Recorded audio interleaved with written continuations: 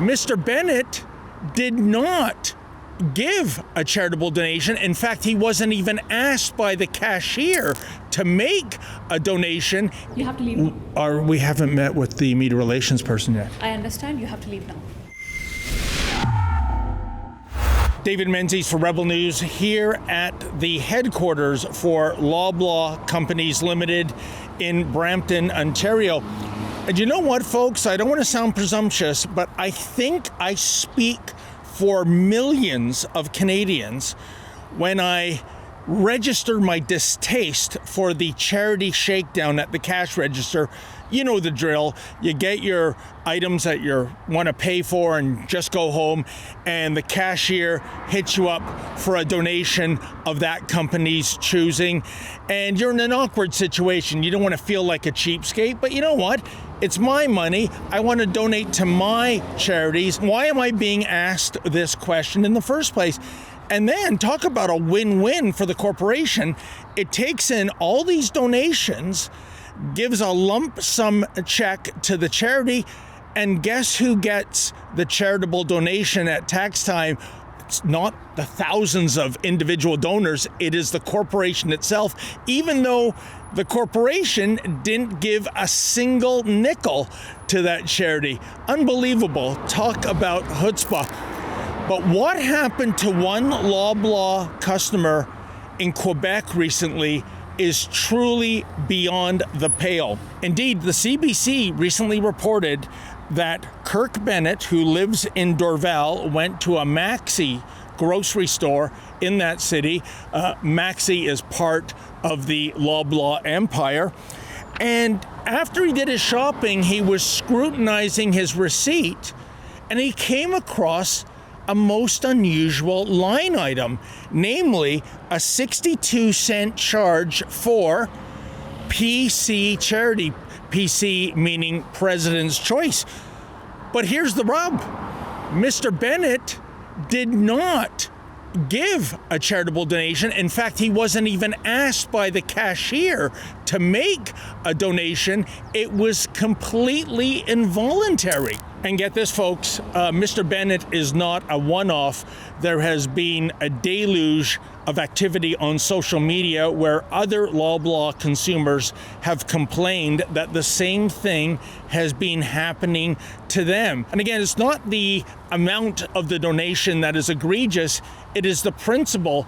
If someone is going to give to a Loblaw charity, you better get their express permission before you ding them. Loblaw admitted there have been reports about unauthorized donations on some customers' bills. Here's what the statement says verbatim, quote, "We learned early in the campaign there was a system issue and potential for human error where some customers were automatically charged.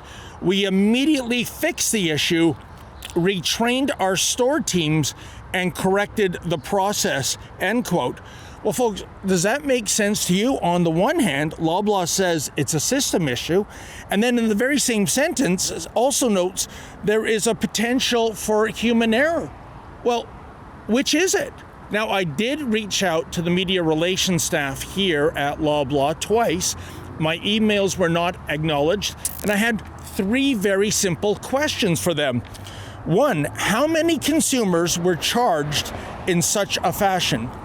Two, what was the dollar amount raised? And three, how did this situation happen in the first place? And like I said, radio silence. Yet again, another company, a very rich company that has an entire media relations team that doesn't relate to the media. Why do they have jobs? But you know what? We don't give up without a fight. We decided to come all the way to Brampton to pay a house call to the Loblaw people. Let's see if somebody in media relations or anyone else with the company can explain why they are involuntarily taking charitable donations from their customers. Hey, how you doing there? Good, thank you. I don't know which one to choose. All right. My name's David Menzies with Rebel News, and I'm trying to get in touch with somebody maybe in media relations. It's about a story I'm working on. I've sent emails, but they haven't been acknowledged, so we thought we'd pay a house call. Have a seat, let me see who I can get. You have to leave now. We haven't met with the media relations person yet. I understand you have to leave now. Okay, on whose authority? I'm a security supervisor. You have to leave now. Sorry. Oh, your security? Yes. Okay, can I see your security license, please? Yes, you can. But can you leave now? And I will come meet you outside. I will meet you. No, you could be anyone. If I don't see that license, I can't leave. Excuse me, sir. Yes, ma'am. I don't have anybody that I can see you right now. But Okay. they said that you can write the email for PR. Can I give you the email address? Oh, I'd appreciate that. Okay. Sure. Okay. Thank you. This is my license. I- You have to leave now. No questions. Just leave. That's an image on a This phone. is a private property. You have to leave now. I Just agree, leave. but if you are a security guard, you know the act obligates have you to to leave show now. me your license. You have to. Yes, I did. Well, we tried, folks. We made a house call to the Loblaw corporate headquarters here in beautiful Brampton, Ontario. And it ends predictably with us getting frog-marched outside by a security guard. I just don't want to get a ticket for illicit use of an LGBT crosswalk. So please leave. Okay. Where can I cross the street? Because I'm not a member of the rainbow community. Well, there you go, folks. It was somewhat of a fool's errand coming here, I should think. The nice lady at reception tried her best. It's not her fault, but I was simply given the email address to the very same portal that I've been emailing for the last several days. But the security guard, that was an interesting character, wasn't she?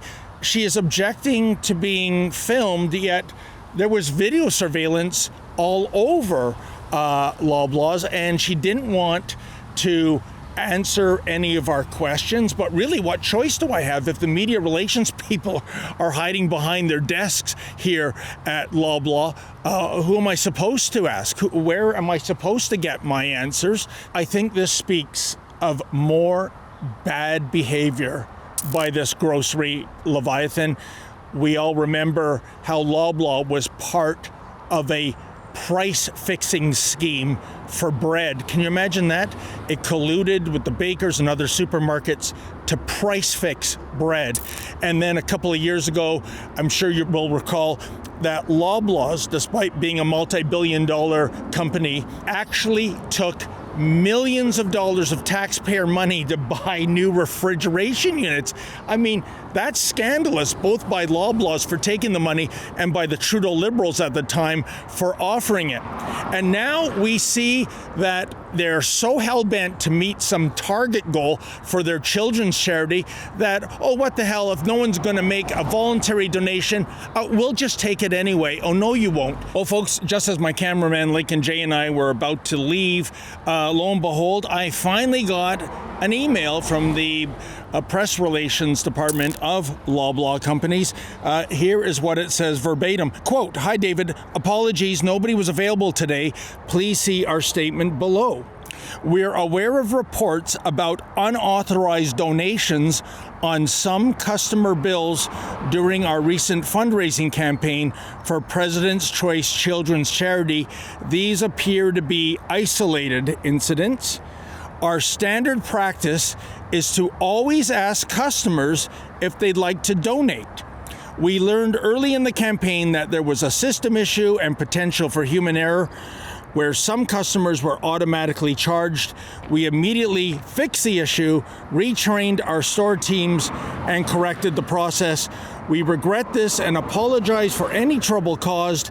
Customers who find this charge and weren't asked can contact our customer service team for a refund if a refund wasn't automatically issued. Warmly, Loblaw PR." End quote. Here's the thing, folks. My BS detector has already got the needle plunging into the red zone with the opening statement. Nobody was available today. Please see our statement below. Well, if nobody's available, who's sending this? I don't get it. And most of the statement was what I previously read, the same statement they gave the CBC regarding that Dorval customer. Once again, don't take anything for granted these days. Check your receipts, even if it's a small amount. Like I said earlier, it's the principle, isn't it? Hey folks, I know you love it when Rebel News brings you the other side of the story, but the fact is, we need your help. Unlike the mainstream media trained seals, we don't get any of Mark Carney's taxpayer funds. So please go to rebelfieldreports.com. That's rebelfieldreports.com. And if you're able to, kindly make a donation.